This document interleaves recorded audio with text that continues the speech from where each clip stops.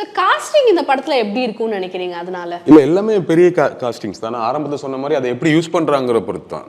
நான் ஒரு பெரிய படம் அஜித்தை வச்சு ஒரு பெரிய படம் பண்ணுறோம், இந்த ஆர்டிஸ்ட்லாம் யூஸ் பண்ணுறோம், அஜித்தோட ஹீரோயின்ஸான சிம்ரனை கொண்டு வரோம், வாலி ஹீரோயின் இல்லை அவங்கள வந்து அப்படி ஒரு டைலாக் ரொம்ப நாளாச்சு மிஸ்யூன்னு சொல்கிறது, டைலாக் வைக்கிறது, ட்ரெய்லரில் வைக்கிறது, படத்தில் எப்படி வைக்கிறாங்கன்னு தெரில.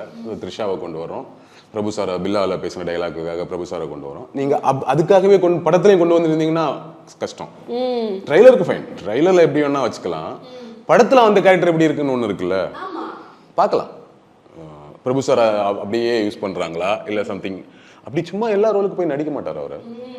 சிம்ரன் மேம் அதுதான், சும்மா ஒரு ரோல் அவங்க ரொம்ப சூசி தான். த்ரிஷாவுமே சூசி தான். ஏன்னா இப்போ இனிமேல் அவங்க படம் நடிச்சு நிறைய படம் நடிச்சு தான் ஒன்றும் பண்ண வேண்டியதில்லை. அந்த ரோலில் சம்திங் இருந்தால் தான் போய் நடிப்பாங்க. அது சின்ன ரோலாக இருக்கலாம், பெருசாக இருக்கலாம், ஆனால் அந்த இம்பாக்ட் ஒன்று இருக்கணுங்கிற மாதிரி தான் சிம்ரன் மேம்லாம் நடிப்பாங்க. இன்ட்ரெஸ்டிங்கான ரோலாக இருக்குன்னு தான் எதிர்பார்க்குறேன். ஒவ்வொரு கேரக்டருக்கும் முக்கியத்துவம் கொடுத்துருப்பாங்க தான் எதிர்பார்க்குறேன். நம்ம ட்ரைலர் வச்சு கதையை நம்மளால் பெருசாக கண்டுபிடிக்க முடியல. ஒரே ஒரு விஷயம், பையனுக்கு ஏதோ ப்ராப்ளம் வருது, ஸோ அப்போ ஒரு அப்பாவை வந்து சில சம்பவங்கள் பண்ணுறாருங்கிற விஷயம் மட்டும்தான் நமக்கு புரியுது.